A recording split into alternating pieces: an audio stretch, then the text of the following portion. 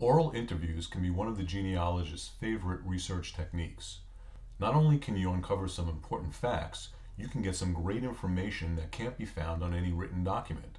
Here are 10 ideas to keep in mind to make your oral interview successful. To start, how should you conduct the interview? Ideally, you would meet the person and talk face to face. This usually creates a more casual environment and leads to gaining more information. If face-to-face isn't possible, then phone calls or using an internet-based tool such as Skype would be a good alternative.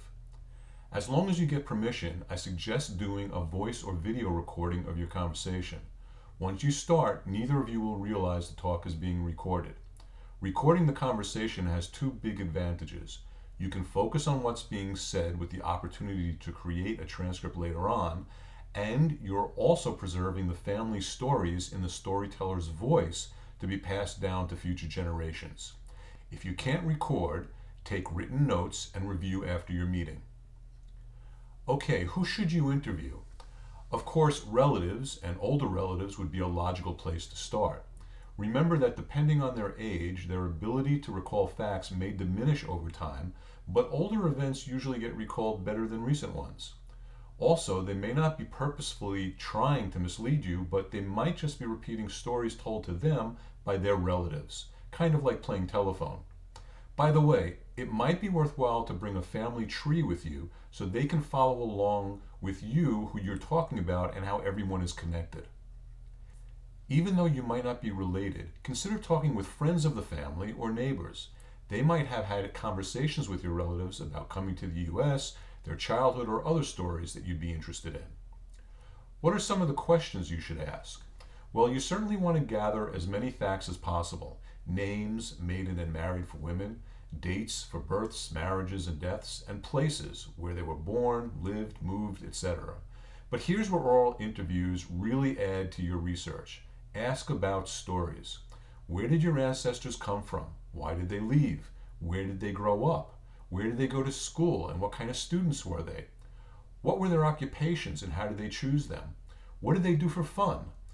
Were there any veterans in the family and what were their stories? Make your questions open-ended and let your subject freely answer or add to what you originally asked. You might be rewarded with some great background on your family. Another idea worth considering is asking if they have any family photos. That will give you the ability to look at members of your family at all different ages. It also might remind your subject about some stories regarding the people as they look at the photos. Take photos or scans of the photos to use in your own family history. It's also possible that your subject has historical documents that you have not seen.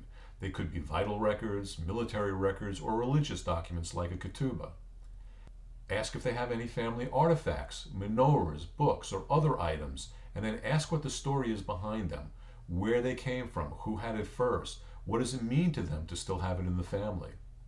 But maybe the most important question that doesn't usually get asked is, has anyone ever asked you these questions before? If one of your distant cousins already did work on your family story, it would certainly be a good idea to see what they've done and then build on it from there. No point duplicating their work if it's well-documented research. For lists of possible oral interview questions, specifically for genealogical purposes, run a Google search for oral interview questions plus genealogy. There are plenty of them from lots of different organizations. You might be interested to know that there's actually an oral history association that has created principles and best practices for any type of historical oral interview. Finally, what should you do after the interview? This is the time to assess what you found out. Compare the information you just learned with what you already had from documents or other sources. For new pieces of information, see what you can do to document that information so you can rely on it. And if you find discrepancies with what you already had, now is the time for additional research to determine what makes the most sense. As you can see, oral interviews can be the source of additional or confirming facts, but maybe more importantly, it can provide you with family stories that you cannot get from archival records. Oral interviews provide you with the opportunity to learn and share your research with living members in your family tree. This has been another helpful video from the Jewish Genealogy Society of Long Island. Please visit our website at www.jgsli.org for more information on our monthly speakers, beginners workshop, and projects and resources. And visit our Facebook page where you can take part in conversations with experienced researchers. Whether you're on Long Island or an out-of-towner, we'd love to hear from you.